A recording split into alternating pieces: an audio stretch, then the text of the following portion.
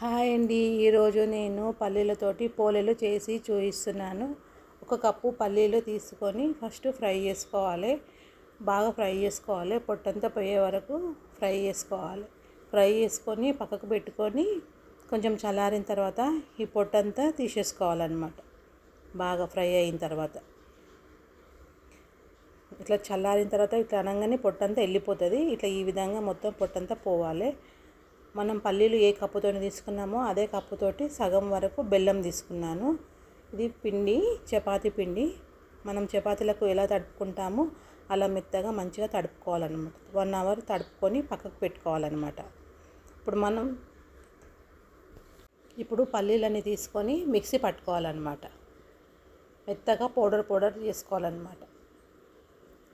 తీసుకొని పక్కకు పెట్టుకొని అదే గిన్నెలో బెల్లం తీసుకొని మిక్సీ పట్టుకోవాలి.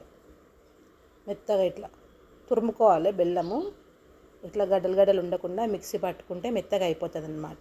ఇప్పుడు ఆ పల్లీల పౌడర్ ఉంది కదా, అందులోకి మనం ఈ బెల్లం కూడా వేసేసుకోవాలి.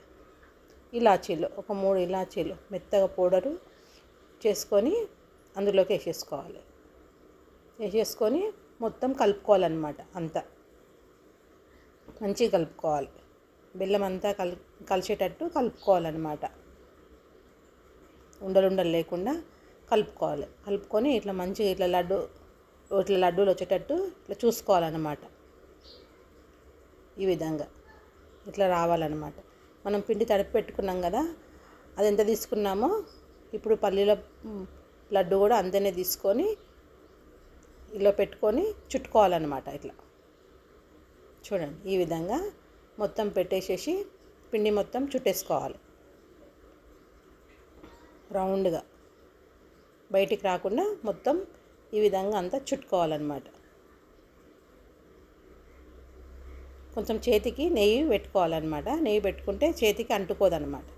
అట్లా అన్నీ చుట్టేసుకున్న తర్వాత మనం చపాతీలు ఎలా చేస్తామో సేమ్ అలానే నేను అట్లనే చేసిన అనమాట. చపాతీలాగానే అన్నీ చేసుకొని మనం చపాతీలో చేస్తాం కదా ప్యాను, దానిపైన మనం ఇప్పుడు పోలేలు చేసేసుకుందాం. ఇప్పుడు వేడయ్యింది. పోలేలు వేసేసుకొని అటు ఇటు ఫ్రై చేసుకోవడం అన్నమాట. సేమ్ మనం పోలేలు ఎట్లా చేస్తామో అదే విధంగా అన్నమాట. కావాలంటే నూనె బదులు నెయ్యి కూడా పెట్టుకోవచ్చు పోలేలకు, మన ఇష్టం అది. నేనైతే నూనెనే పెడుతున్నాను. ఇష్టం ఉంటే నెయ్యి కూడా పెట్టవచ్చు. చూడండి, అన్నీ 1 బై 1 ఈ విధంగా ఇట్లా కాల్చుకోవాలన్నమాట. అటు ఇటు ఫ్రై చేసుకోవాలి. బాగుంటుంది. సేమ్ మన భక్షాలు ఎట్లుంటాయి శనగపప్పుతో ఎలా చేస్తాం మనం, సేమ్ అదే విధంగా పల్లీలతో చేసినాను అన్నమాట. బాగుంటాయి, టేస్ట్ ఉంటుంది. ఇవి పాలల్లో కూడా వేసుకొని తినొచ్చు.